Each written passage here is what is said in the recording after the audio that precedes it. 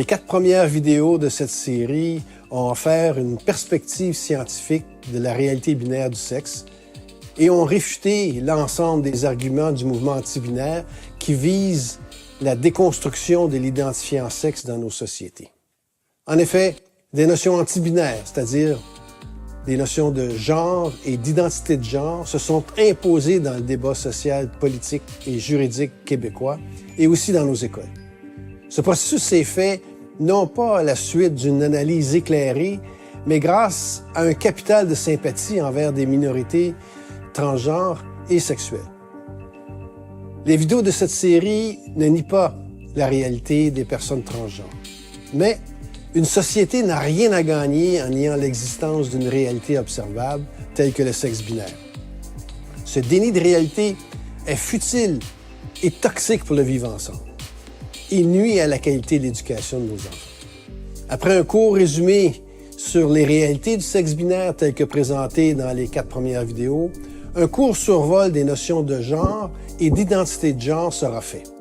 Finalement, un commentaire général intitulé « Sexe, genre et société » mettra un point final à cette série de vidéos. Je me suis fait dire ça à quelques reprises que sexe binaire, c'est une idéologie. Mais c'est pas une idéologie, c'est fondé sur des faits. Alors, ça peut pas être une idéologie, c'est une observation qu'on fait en nature.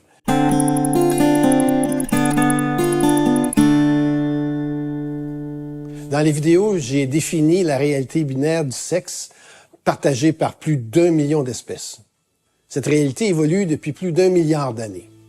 Le sexe se définit en fonction de son rôle dans la reproduction sexuée et par la taille des gamètes qu'un individu va produire. C'est-à-dire que si c'est un mâle, il va produire de petits gamètes. Si c'est une femelle, ça va produire de gros gamètes. De plus, le sexe n'est pas assigné à la naissance, il est constaté et exact dans 99,98% des cas. Le sexe ne se situe pas sur un continuum et n'est pas une construction sociale. Le sexe ne peut pas être redéfini ou déconstruit en fonction d'enjeux sociologiques et politiques. L'appartenance sexuelle, maintenant. L'appartenance sexuelle est déterminée à la suite de la fécondation et elle est présente dans toutes les cellules du corps et va dicter le développement du système reproducteur et les comportements propres à chaque catégorie sexuelle, c'est-à-dire mâle, femelle. En ce sens, l'identité sexuelle d'une personne a un fondement génétique, c'est-à-dire inscrite dans ses gènes, un fondement biologique, par exemple, l'action hormonale avant et après la naissance, et une composante sociale, de par le fait que nous vivons en société. Chez l'humain, le mot « femme » identifie la femelle adulte de l'espèce, le mot « homme » est le mâle adulte de l'espèce. Aucune transition sociale, hormonale, chirurgicale ne peut modifier l'appartenance sexuelle. Elle est définitive dès la première cellule de l'embryon. Ainsi, les catégories sexuelles ne sont pas remises en question par l'existence d'individus ayant des anomalies du développement sexuel, ne sont pas remises en question par la complexité des étapes du développement sexuel et sa variabilité entre les individus, et ne sont pas des catégories arbitraires ou des constructions sociales. Les catégories sexuelles n'ont pas été créées par les classes dominantes pour opprimer les minorités sexuelles ou pour imposer l'hétéronormativité dans la société. Je ne peux pas accepter que nos écoles facilitent cet endoctrinement à une idéologie. Je veux dire, nos écoles sont maintenant laïques. Est-ce qu'on va remplacer la religion par une autre croyance?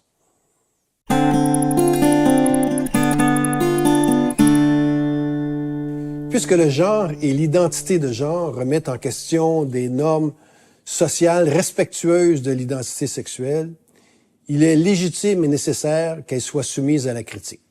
J'aimerais spécifier ici que ma critique de cette identité tient compte du fait que le sexe est réel et binaire. Alors, si on regarde les définitions de genre et d'identité de genre qu'on retrouve dans la littérature, bien, ces définitions sont à l'image des notions qu'elles veulent expliquer, diverses et confuses. Il faut souvent combiner plusieurs définitions pour dégager une idée générale des notions. À titre d'exemple, Voici les définitions d'identité de genre qui proviennent des documents du ministère de l'Éducation du Québec. Les définitions de genre et d'identité de genre sont regroupées dans la même définition dans le Guide à l'intention des milieux scolaires sur la diversité sexuelle et de genre. Le texte se lit comme suit. Identité de genre. Expérience personnelle, sentiment profond et intime du genre d'une personne. Le genre est un continuum largement compris comme ayant deux pôles, masculin et féminin. Mais toutes les nuances entre ces deux pôles et à l'extérieur de ceux-ci sont possibles, personnelles et légitimes. L'identité de genre d'une personne peut être différente du sexe qui lui a été assigné à la naissance. Un peu plus loin dans le glossaire, on indique que cette identité de genre peut fluctuer dans le temps. Voici les définitions qui proviennent du glossaire de la composante éducation sexuelle du nouveau cours de culture et citoyenneté québécoise. Pour le genre, on dit processus social et historique de différenciation et de hiérarchisation des femmes et des hommes, ainsi que du féminin et du masculin. Le genre s'observe à travers les normes, les comportements et les significations accordées à ces catégories, qui sont les pôles d'un spectre comprenant une multitude de possibilités. L'identité de genre et de sexe sont regroupées dans la même définition. Le texte dit « conscience ou conviction d'appartenir ou non à l'une ou l'autre des catégories de sexe et de genre ». Bon, clairement, il n'est pas souhaitable que des définitions créent plus de confusion que de résolution. Malheureusement, c'est le cas de ces définitions. La première ne définit pas le genre, mais explique qu'il est un continuum. Dans la deuxième, le genre est défini comme un processus.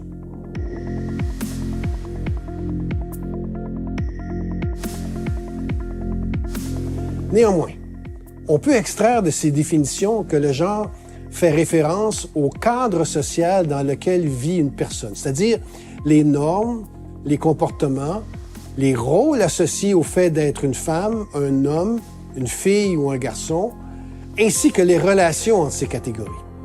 L'identité de genre serait le ressenti d'une personne par rapport à son genre.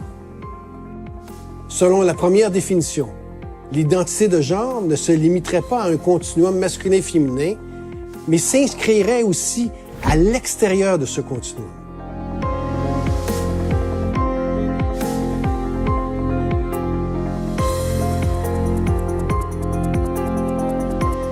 J'imagine qu'il s'agit ici de personnes non-binaires qui ne sont ni masculines ni féminines.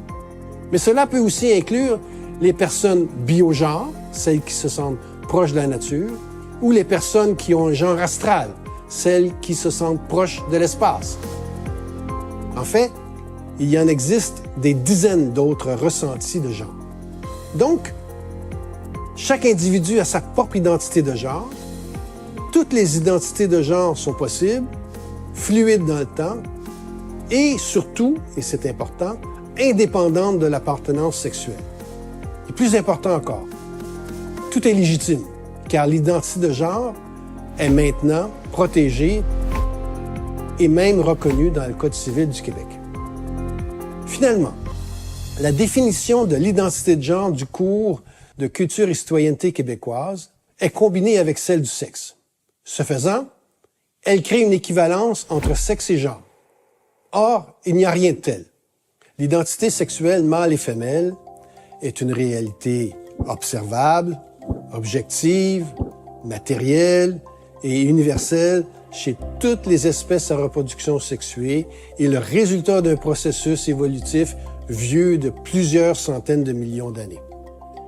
L'identité de genre, quant à elle, se fonde sur un ressenti non empiriquement vérifiable, qui est postnatal, c'est-à-dire après la naissance, et qui s'étale sur un continuum.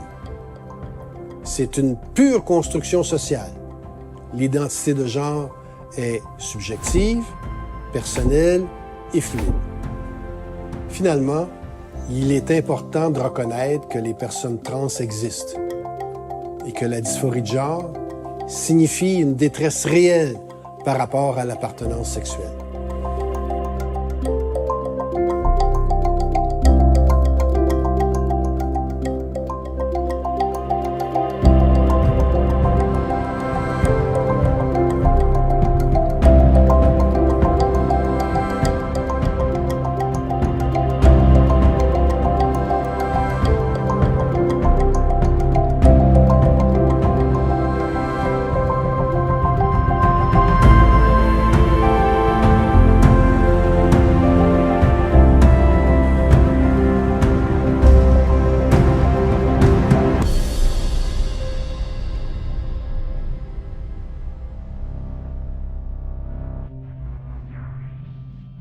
En 2021, le Québec comptait 16 225 personnes trans dans une population totale de 8 550 561 personnes.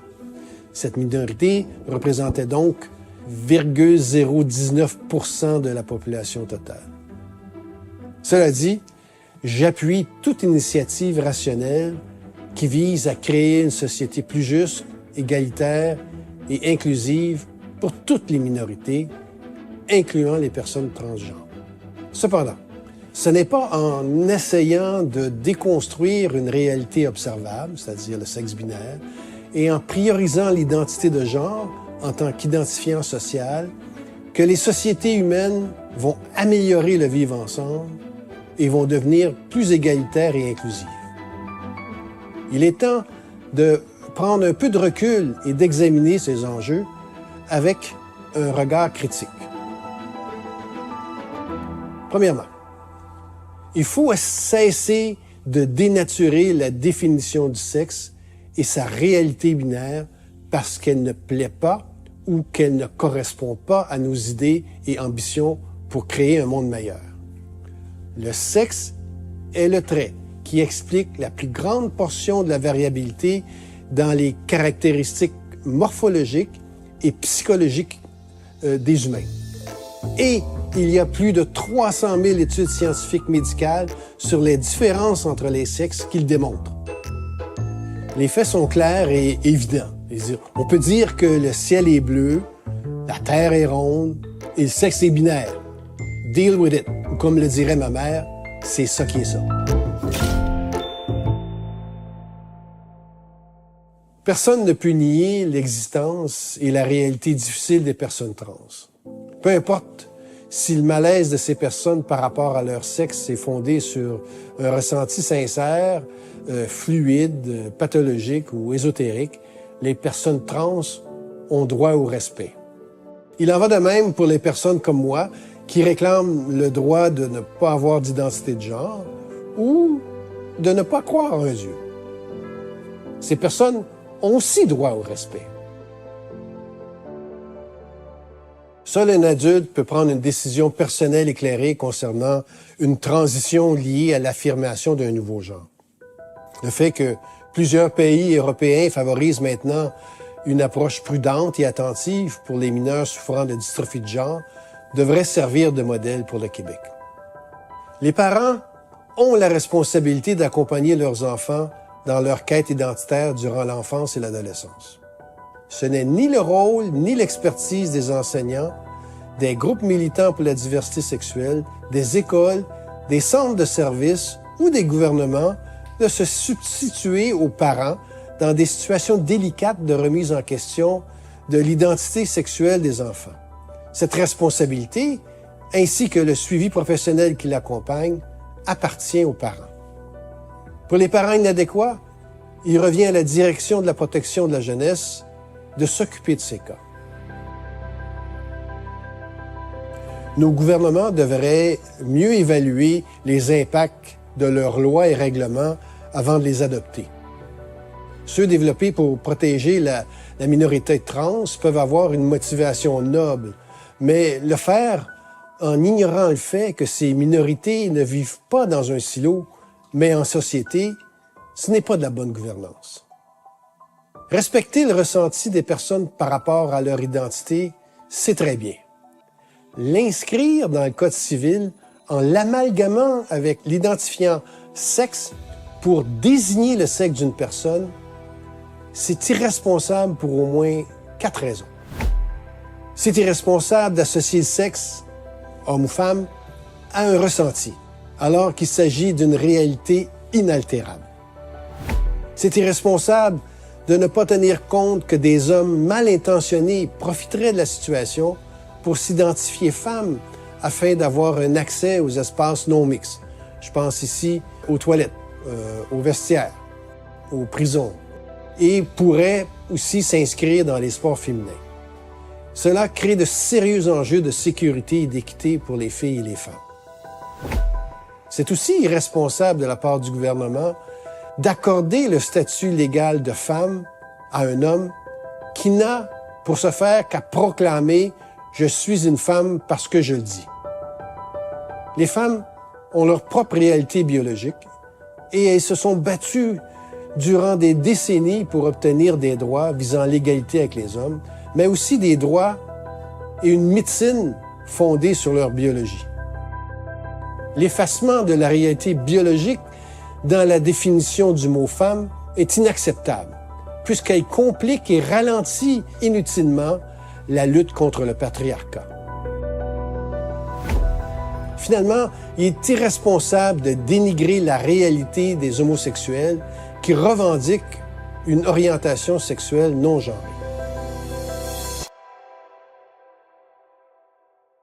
J'ai donc quelques recommandations concernant l'identifiant sexe. Dans les vidéos précédentes, j'ai indiqué à plusieurs reprises que le sexe est une réalité objective binaire et j'ai offert une définition qui correspond à cette réalité. Plus tôt dans cette vidéo, j'ai indiqué que l'identité de genre est une notion subjective, personnelle et fondée sur un ressenti qui peut varier dans le temps. Utiliser l'identité de genre pour désigner le sexe d'une personne sur un acte de naissance est l'équivalent d'insérer un mensonge ou une fausseté sur nos documents légaux. Donc, premièrement, si le gouvernement tient à identifier le genre sur les documents légaux d'une personne, il n'a qu'à ajouter une catégorie genre et ainsi permettre aux personnes qui ressentent une identité de genre de l'exprimer. Deuxièmement, il doit également apporter les correctifs dans le Code civil pour s'assurer que la définition et l'utilisation du terme « sexe » reflètent sa réalité binaire.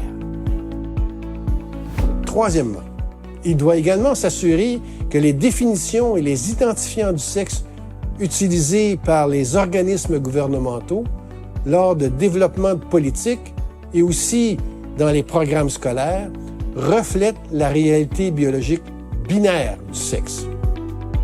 Finalement, les écoles doivent enseigner à nos enfants le respect des minorités et de la diversité. Mais il est inconcevable d'avoir dans nos programmes scolaires du matériel pédagogique et des définitions du sexe qui n'ont aucune réalité scientifique. Il est désolant que par souci d'acceptation de la diversité, on enseigne à nos enfants que le sexe est assigné à la naissance, qu'il se situe sur un continuum ou que l'enfant peut se fier entièrement à son ressenti pour savoir s'il est une fille, un garçon ou autre, et ce, sans tenir compte de son sexe biologique. Il est inconcevable et irresponsable que l'on célèbre la diversité sexuelle en faisant abstraction de la réalité binaire du sexe et du fait indéniable que nous sommes mâles ou femelles et que cet identifiant est présent depuis que la première cellule de notre être existe et qu'il le sera pour toute notre vie.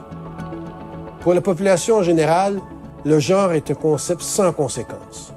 Alors pourquoi l'école ne se contente-t-elle pas de célébrer la réalité et l'appartenance sexuelle, de célébrer la variabilité à l'intérieur de chaque sexe, de célébrer les différences entre les sexes et surtout le libre choix de chacun de s'exprimer comme il l'entend, et ce, en tout respect.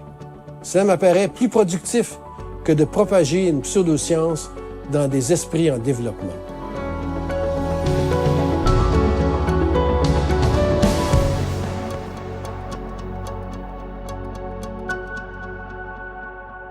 Pourquoi tu fais ça? Pourquoi moi je fais ça? Je veux rectifier un mensonge. Puis en ce moment, le mouvement anti-binaire est fondé sur un mensonge.